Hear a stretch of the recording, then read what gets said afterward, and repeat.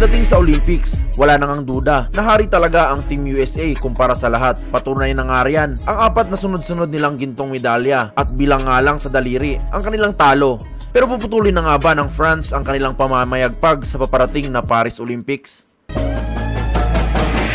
Magiging kaabang-abang nga ang paparating na Olympics dahil mapupuno talaga ng malalakas na teams ang kompetisyon. Pero syempre, ang pinaka-inaabangan sa kanilang lahat ay ang Team USA na punong-puno ng NBA players. Wala pa nga rin itong pinagbago sa kasalukuyan at masasabi mo ngang lumalakas pa dahil mga superstars lang naman kagaya ni LeBron James, Stephen Curry, Kevin Durant at Joel Embiid ang isasalang ng Amerika. Pero hindi lang sila ngayon ang kumuha ng atensyon dahil handa ring makipagsabayan sa kanila ang silver medalist sa nakaraang Olympics na France. Ang pinakamalaking rason nga sa ingay ng koponan na ito ay ang pagkadagdag ng 7'4" at alien na si Victor Wembanyama. Hindi nga hamak na mas tumaas talaga ang kanilang tsansa sa pagkakataong ito para maagaw na nila ang gintong medalya sa Amerika. Muntikan na nga nila itong magawa sa 2020 Tokyo Olympics. Ang tunayan ay tinalo na nila ang Team USA sa una nilang laban. Yun nga lang ay nabawian sila mismo sa gold medal match. Pagdating naman sa matchup na dapat abangan ng mga fans, syempre una na nga dyan ay ang tapatan ni Wemby at LeBron James. Kahit pa nga rookie pa lamang itong si Wembanyama ay kinukumpara na siya agad sa veterano at paritiro na si LeBron James. Yan ay dahil sa halos magkaparehong hype na nakuha nila sa kanilang pagpasok sa NBA.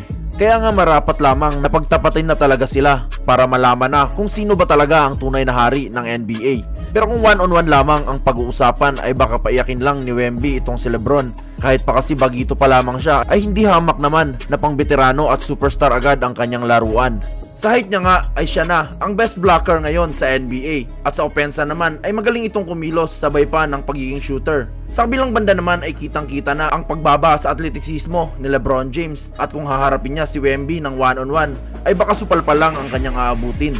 Siyempre maganda rin ang makita nating magharap-harap sina Joel Embiid, Kevin Durant, katapat sina Rudy Gobert at Nicolas Batum. Sila nga ang inaasahang magbibigay ng malaking suporta sa kanilang main man dahil sa kanilang experience at talento. Pero kung usapang talento ay apaw na apaw talaga ang Team USA na may Stephen Curry, Anthony Davis, Jason Tatum, Anthony Edwards, Kawhi Leonard, Devin Booker, Tyrese Haliburton, Jrue Holiday at Anthony Edwards.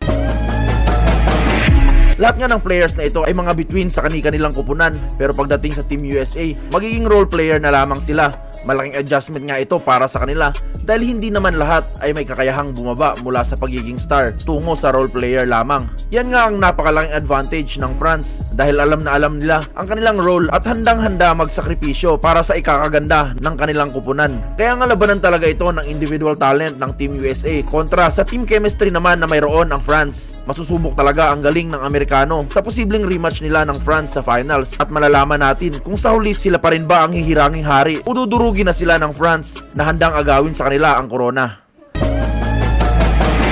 Sa tingin nyo ba mga idol, lalampasuhin ng France ang Team USA o nakin na LeBron James pa rin ang huling halakhak? Comment down below.